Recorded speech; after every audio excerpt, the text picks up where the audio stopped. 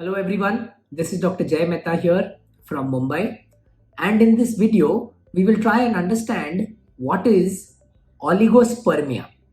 Remember, according to the WHO criteria, if the sperm count is less than 15 million per ml, then it is called as oligospermia.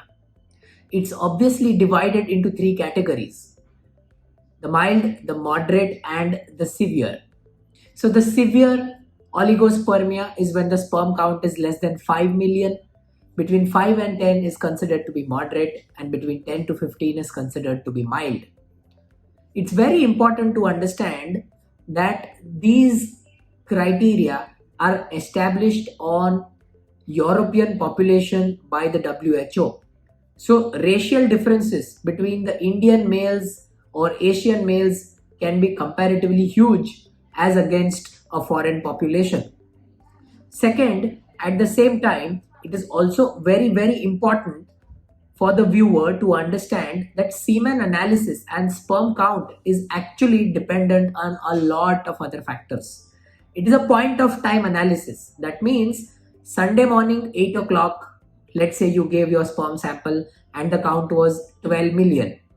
The same count can be 15 million on Wednesday morning at 8 o'clock because it is the concentration of sperms noted at that particular point of time.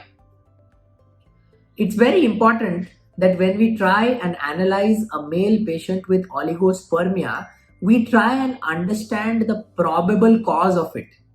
There could be umpteen causes, absolutely umpteen, limitless if we may put it that way. But if we list the most common causes affecting Indian males, then it's obviously going to be the lifestyle. Now, when I use the word lifestyle, it is a broad terminology. People can say that it's due to a lot of stress. It's definitely proven that smoking and chronic alcoholism can get down the sperm counts in males. Dietary factors and environmental factors, especially in urban population, there is a huge effect of endocrine disruptor chemicals. These are the pollutants which are present in our air, which can cause a very sufficient degree of oligospermia to occur in an urban population. Apart from that, there could also be hormonal causes. It's not uncommon for a male patient to be hypothyroid and have oligospermia. In fact, he'll realize that he is having hypothyroidism the first time he's tested for his sperm counts, and that's very common in population in India. The other hormonal causes which affect very greatly the sperm concentrations is obesity. Remember, obesity is a big lifestyle problem in the urban population, and oligospermia in obese population or overweight population. Again, it's a lifestyle cause, but it also has a lot of hormonal significance because it's very common.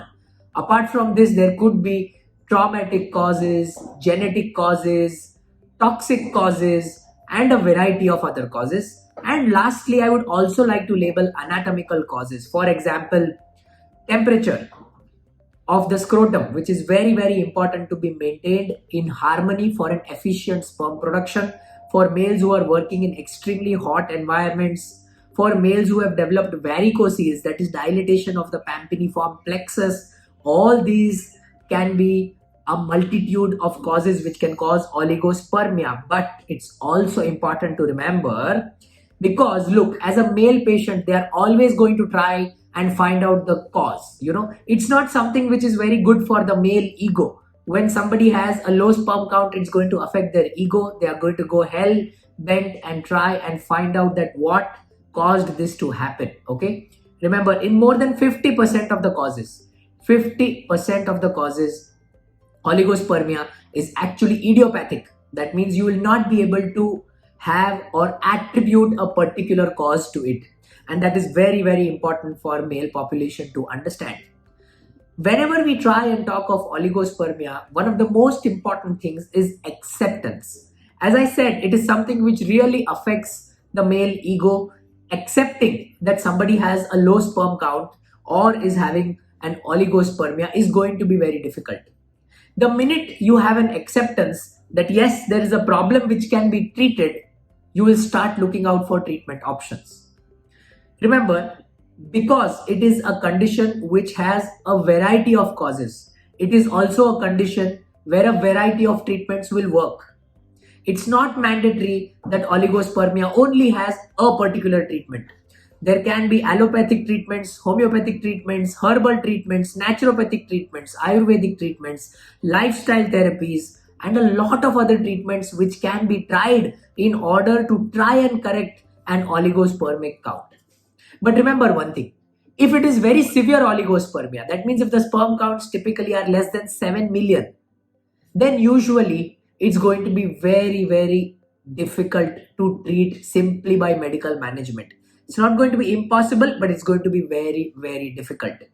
Usually the mild and the borderline cases can be treated, and good results or extremely good results can be achieved with very minimal assistance in these cases of azoospermia. In our subsequent video, we will try and outline some of the treatment options that are available in allopathic medications for oligospermia.